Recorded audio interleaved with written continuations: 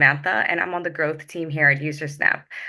So as you've probably noticed, we have released some improvements to our surveys so that you could have the more flexibility, be able to customize the surveys the way you need them to be so that you could scale your feedback that you're receiving.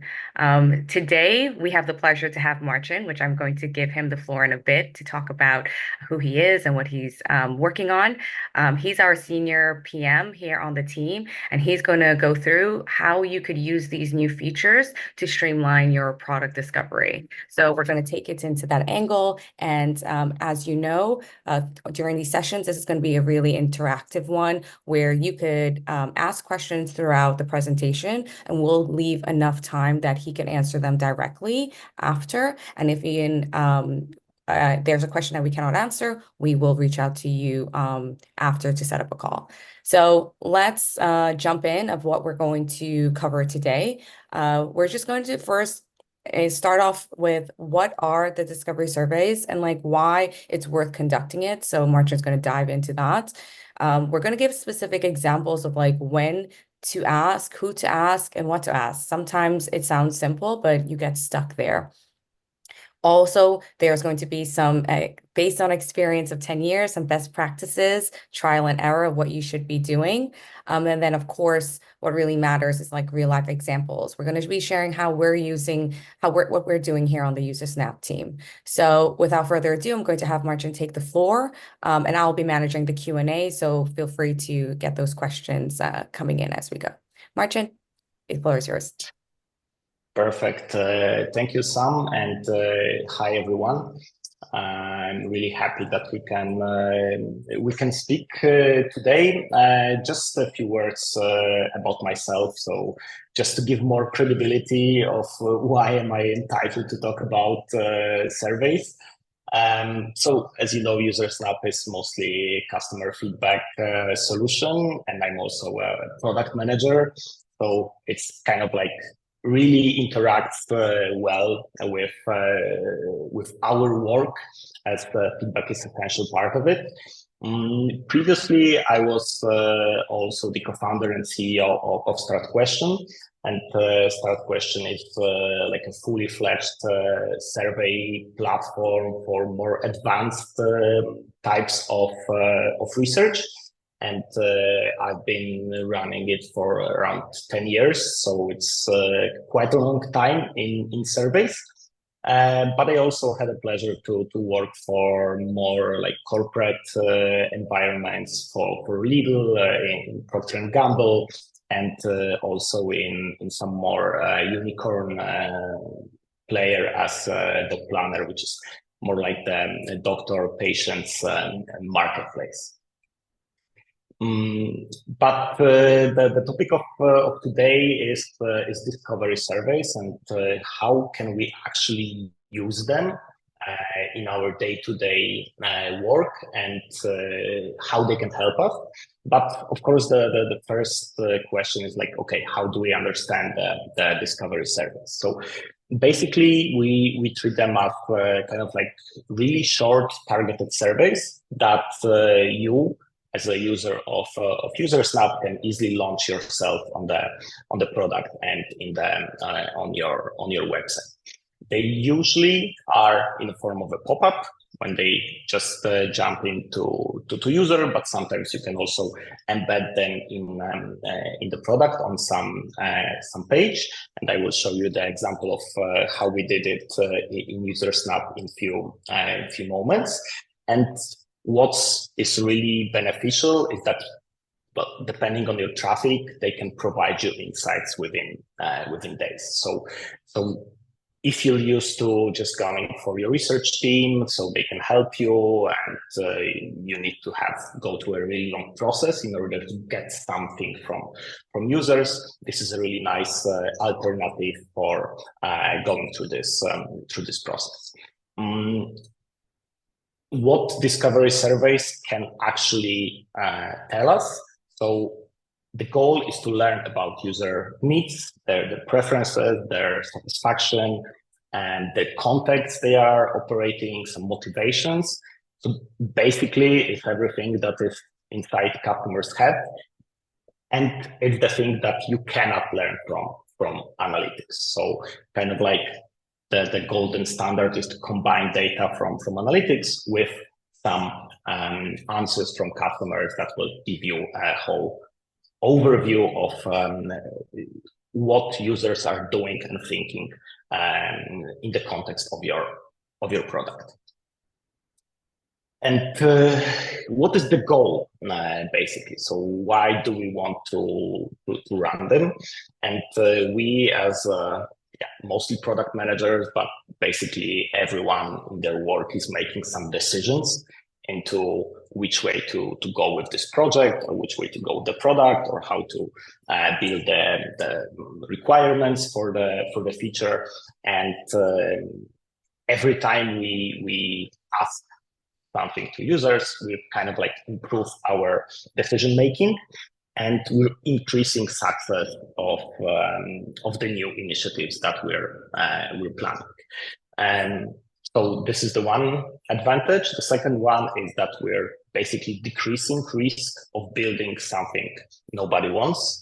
And as you may be familiar with this, like there is some idea that you really like and you're super into it, but then it turned out that you're the only one that really wants it and your users don't really need it. They say it's cool, but I'm not gonna use it. So with the survey, you can kind of like minimize this part. So it's also useful to validate your assumptions. Like, okay, maybe you're not super convinced about something, you would like to get more confidence, so then you can do it with a survey. Of course, it helps you understand customer better, but also you can use the results to build your case internally with the stakeholders to just prove that something is worth exploring further or building, or to just give your, for example, developers some information about, okay, what is the detail that we're going to do here, and how we should actually build this product. So, so there's a question like how long this will take. I will try to answer the questions if they are short along the way. If there is something maybe longer, then we can take the questions at the end. I think that it will be around 30 minutes tops. Okay, and yeah, that was the theory, and I wanted also to show you some examples on actually what are discovery surveys and how they can help us.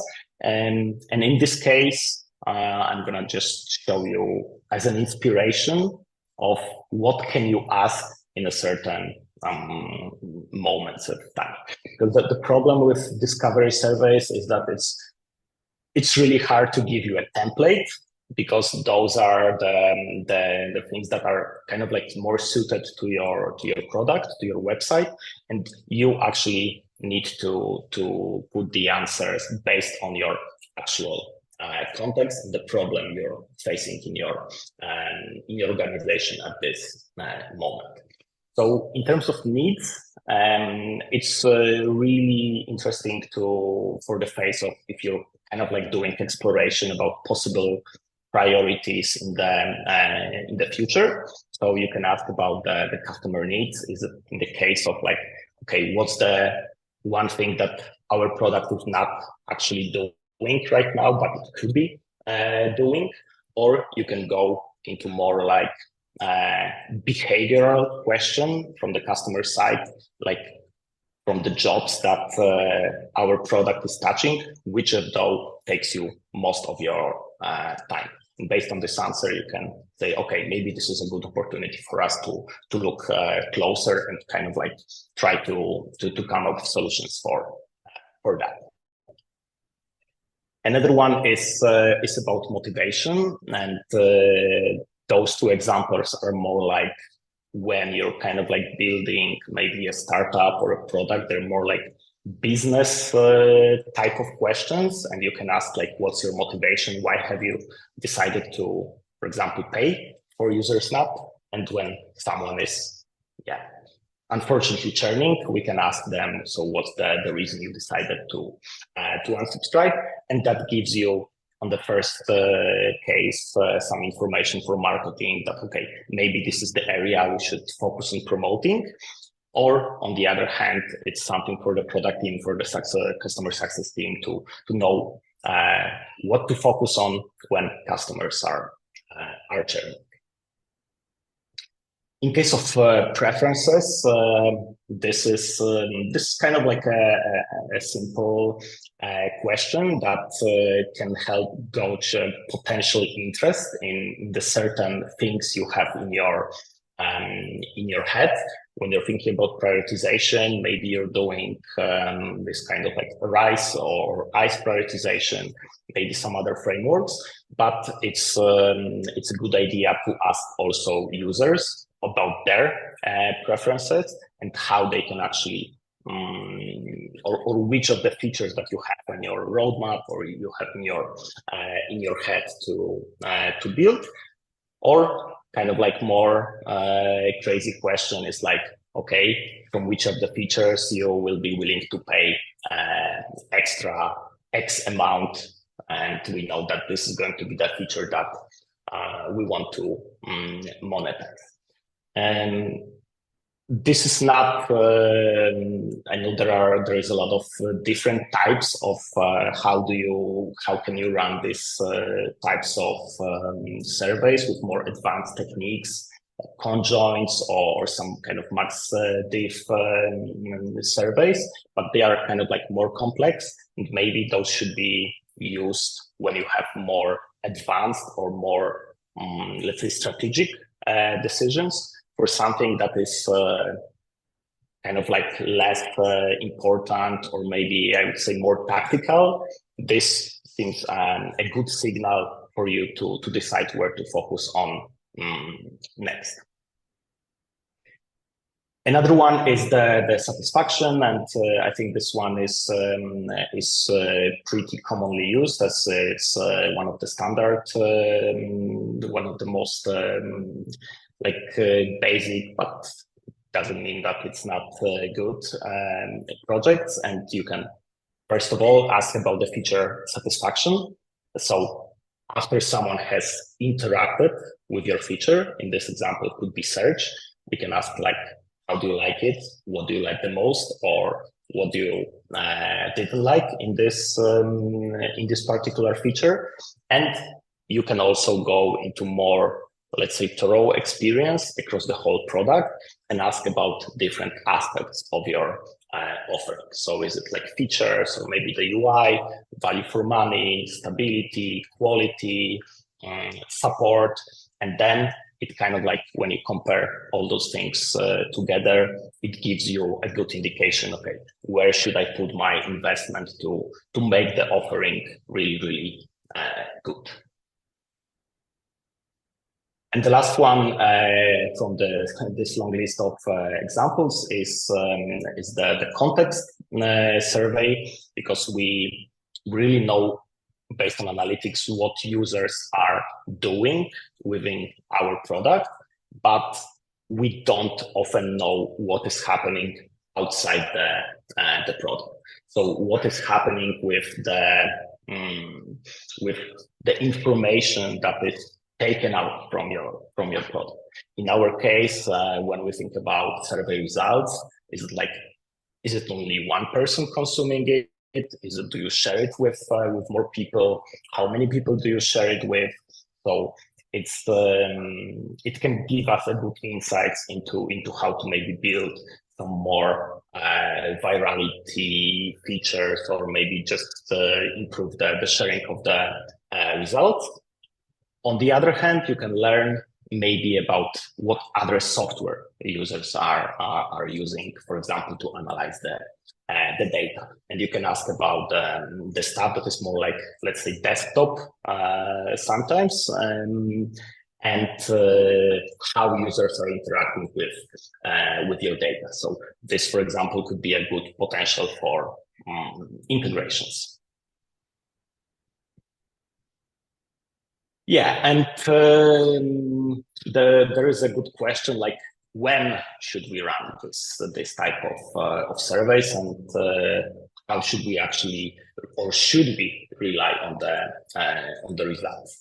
So here we need to look at the, let's say, importance of the decision you need to make. So we know that the insights can help you make better decision, but is it enough to just rely on the survey results?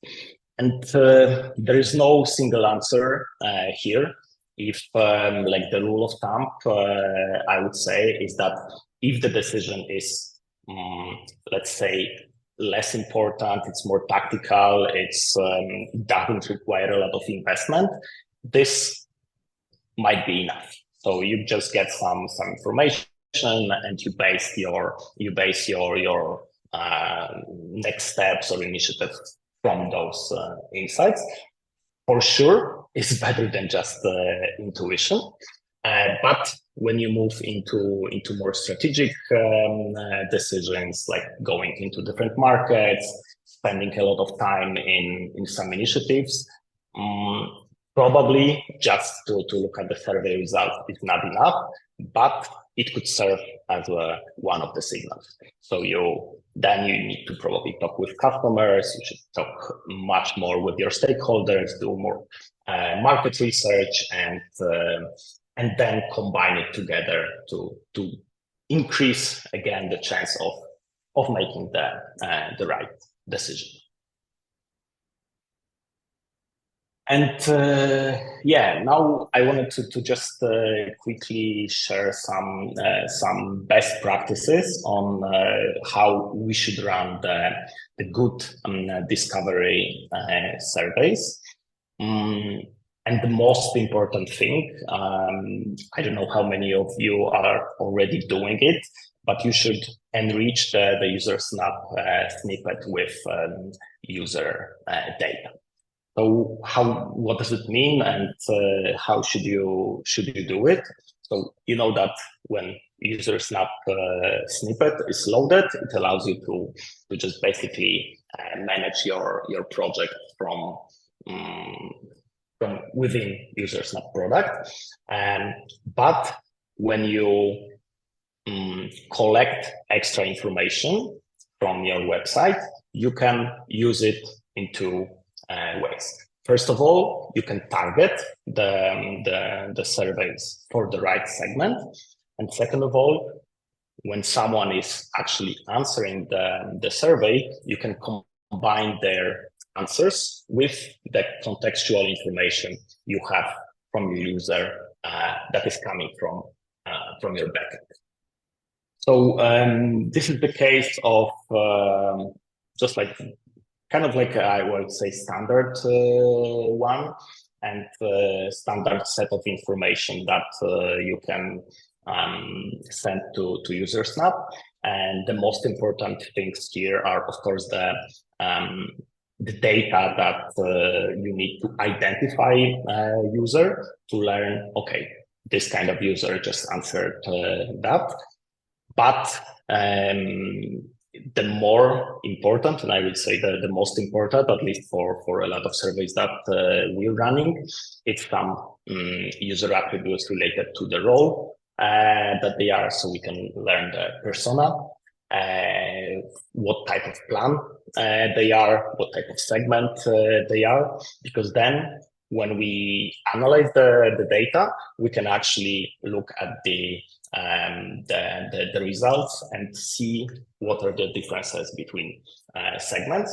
And when you actually send this data before to Usersnap, you don't need to ask those questions in the survey.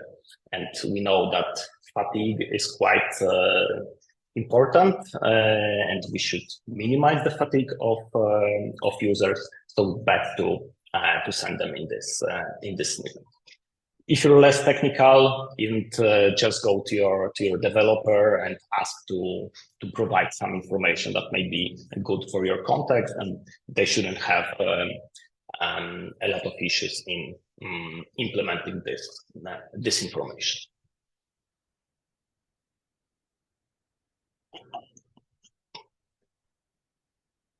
Okay, and the last part about best practices is that when we want to run the project, we should select the right segment.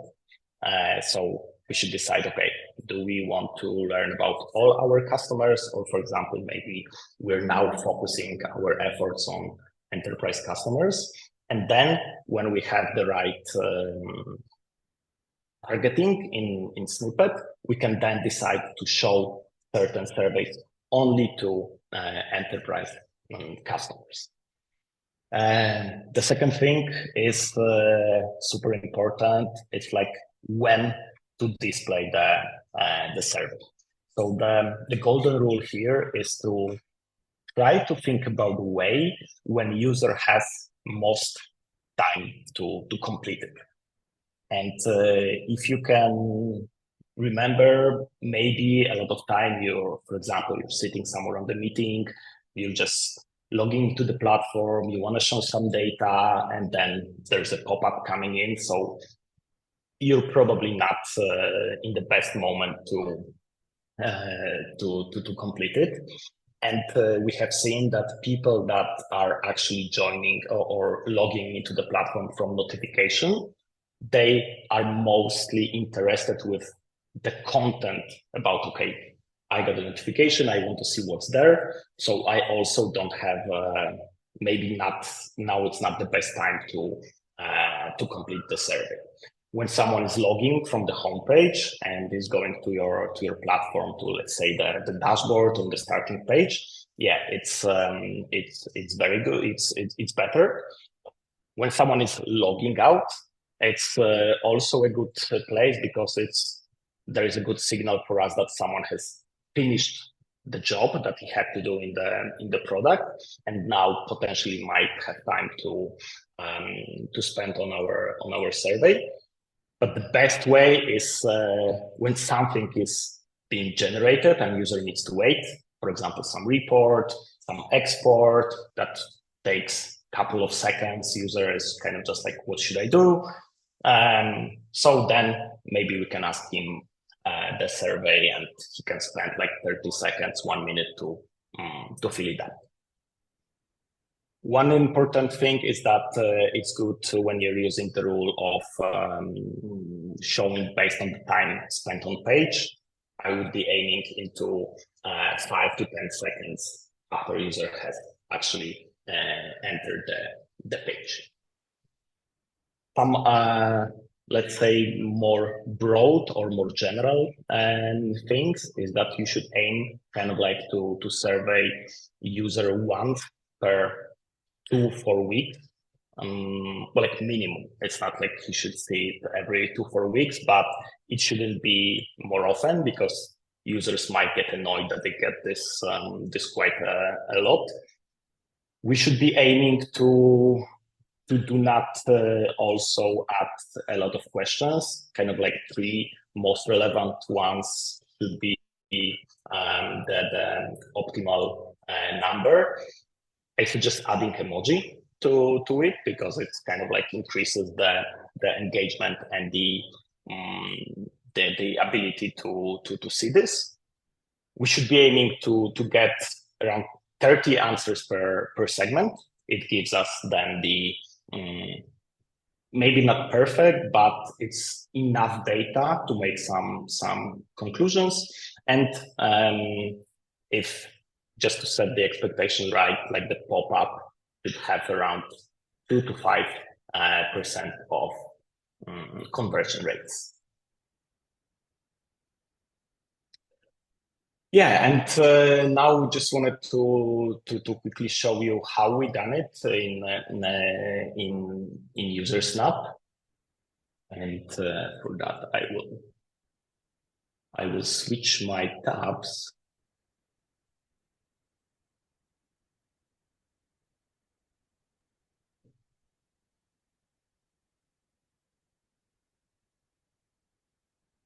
Okay. So I wanted to first show the project, which is release notes. And this is a new feature that we're planning to run in the upcoming weeks. And what we have done, maybe you have seen it actually in our interface, is that we have added simple icon in the menu with the beta tab. And here we're actually trying to estimate potential interest in the new feature. So we're asking how users are currently communicating product updates. There is a variety of forms, and we have used actually our new feature, which is the conditional questioning that is allowing you to add some logic to surveys.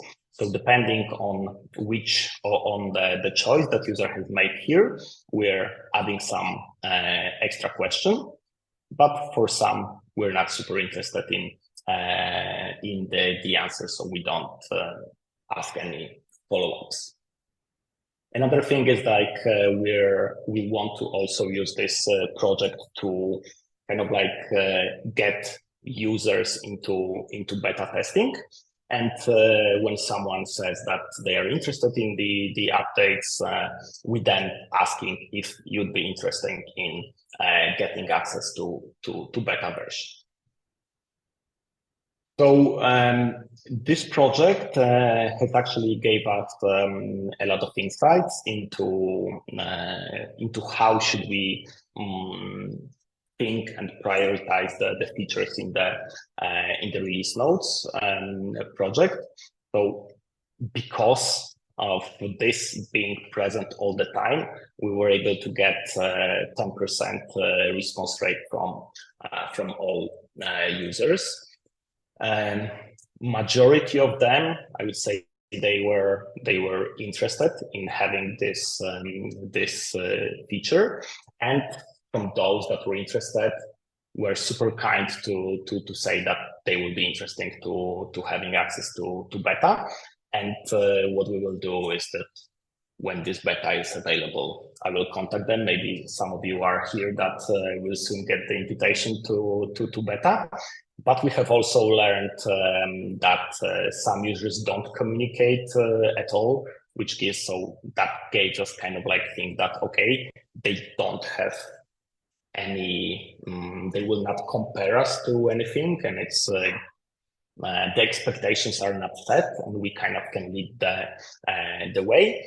And then by looking at the pop-ups or changelog, they mentioned a few companies that we can take a look and see how they are actually running this project.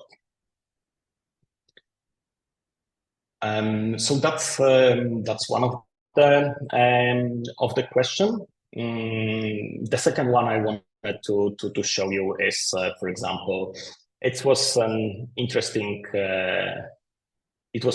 project that I kind of like had this idea when we were on activation phase that, okay, maybe we should kind of like make easier for users to install the Usersnap snippet, but also make it easy for them to add the user attributes that I have just mentioned a couple of minutes ago. And for this, we wanted to know so which of the let's call tag containers or CDPs is used in a given company. And so my kind of like hypothesis was that, okay, a lot of users use Segment that offers really easy integration.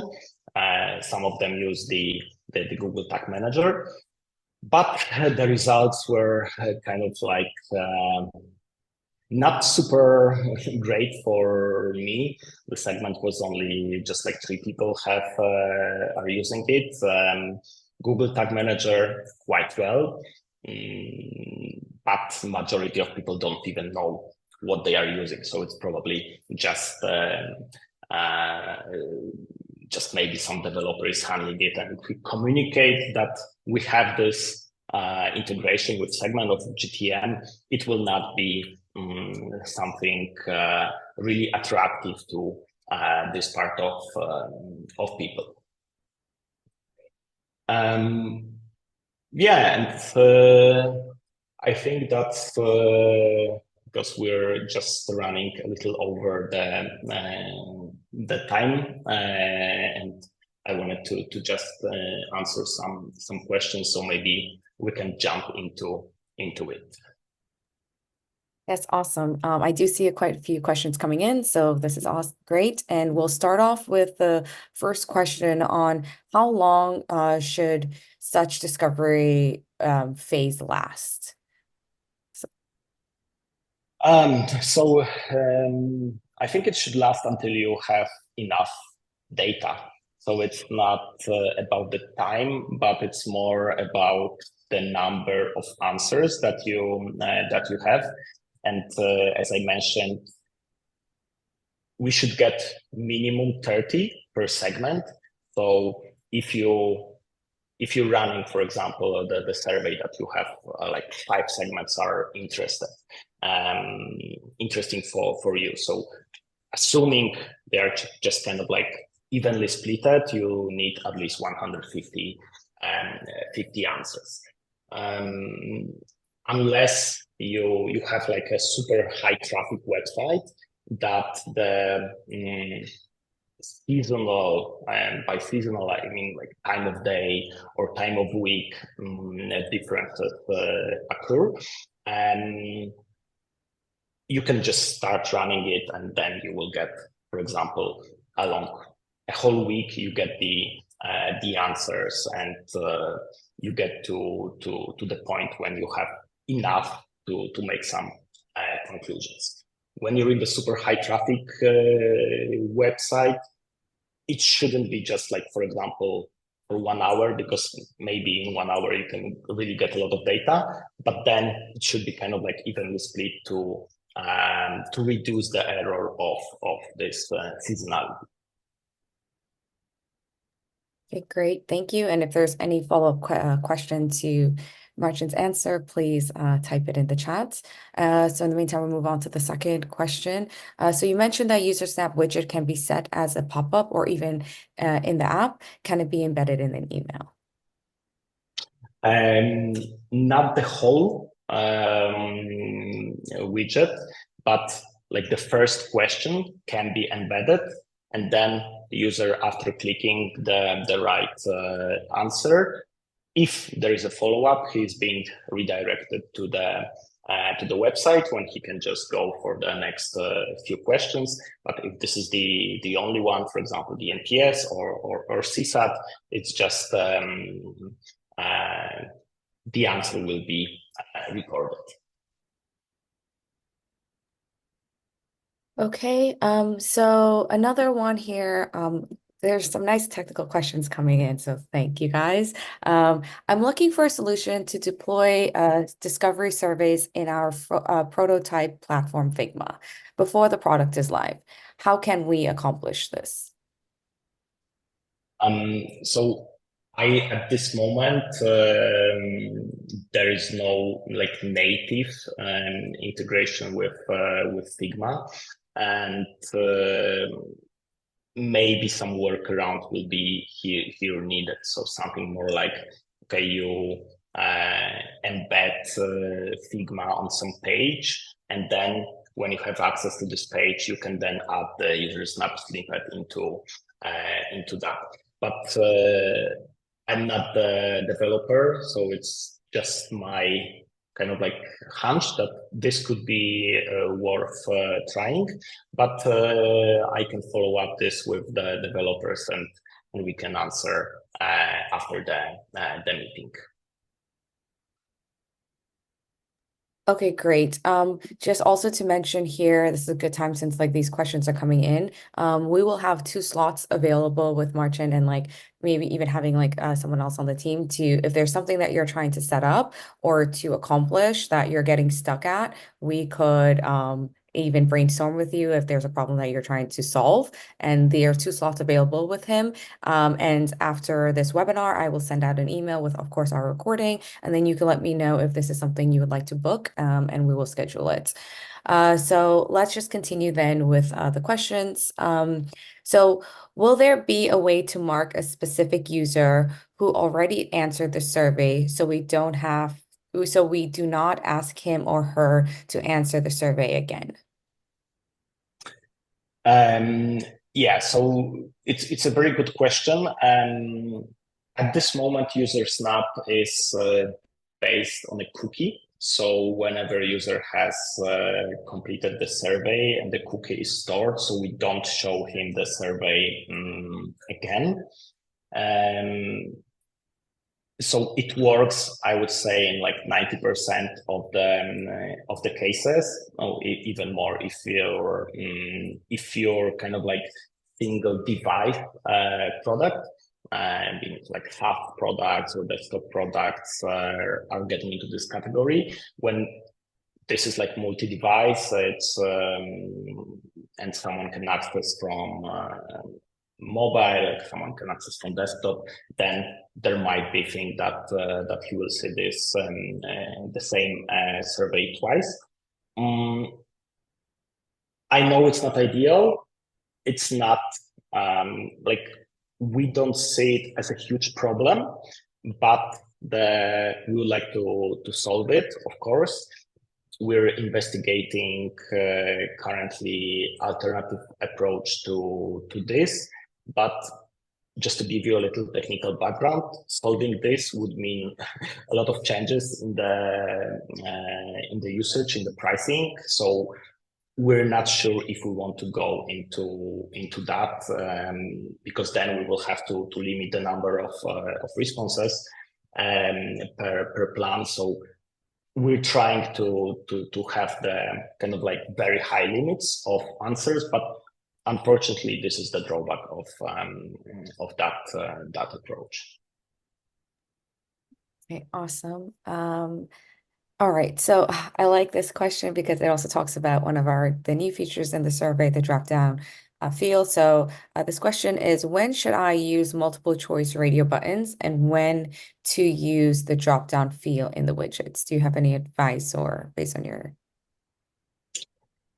Well, the drop down is, I would say, it's a neater way to ask a question that has a lot of answers. If you, yeah, like if you could imagine, for example, US states being listed as a list, so you select the one that you're in, probably it will not be the nicest form in the world. If you go for the countries as well. So if you have more than like 5, 6, the drop down field might be a better option. But also in case of having a list, it's better for user to quickly glance through all the answers, while the drop down is kind of like slightly harder. So the good practice is, for example, to use drop down when the answers are pretty like known or common. In this case, as I said, states or countries, you kind of like expect what to see there. And it can be also used when you have scale or a rating scale. So from very high, medium, bad, very bad. If you have like 4 questions in this type and you use drop down for each of it, it will take less real estate of the survey, but also user would know what to expect in the upcoming fields. Awesome. And just the last point, because we're just a little bit after the time, but if you want to stay just a second so I can show you the new fields that we have developed. I will maybe show this on let's take the advanced backtracking. So this is less into discovery, it's more into like streamlining the process of backtracking, internal backtracking. So in this template, depending on how advanced your QA tester is, in a way of is he or she able to make the right calls themselves instead of you as a like the owner of the test process making the calls. They already have an option to choose the assignee from all the people that are within the platform. They can choose the label, but now it's also possible to set up the priority. So the priority will be taken from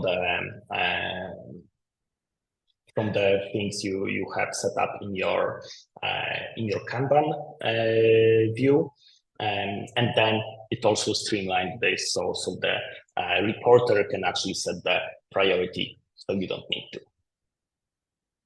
And the one thing that has already been asked about the drop-down field, it's we have also added the new field, which is a drop-down. So you can say which team to assign, and you can, I don't know, just get QA or design or maybe like developers. And also the requester can choose from the list the right option. So those few short things hopefully will make the process a little easier for you. Awesome. Thanks for sharing that. That was probably the next thing I was going to say, that we just show these in live demo. And thank you guys for all of your questions and also staying until the end. I see you guys are still on, and I will be sending the recording after, so you can expect that tomorrow morning. And again, those 2 slots are available. Even if it's full, we'll try to make a space for 1 or 2 more so that we can help you solve these problems that you're encountering, and that you can be able to use these new features as well as Usersnap in the way that it's meant to be. So thanks again, and have a great day. Marcin, thank you for taking the time out of your busy day to join us. Thank you, Sam. Okay. Thank you, guys, and have a good day. Bye-bye.